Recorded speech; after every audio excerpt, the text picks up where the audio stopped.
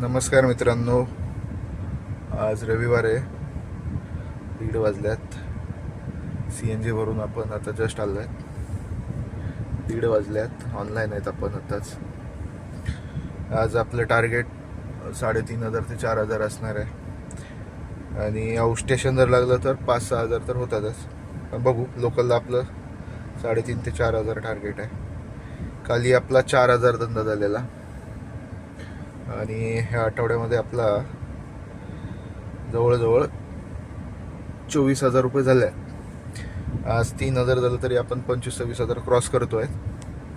आणि आपण ह्या महिन्यामध्ये जवळपास 28 ते 30 दिवसात आपण 1 लाख रुपये बिझनेस केलेला आहे.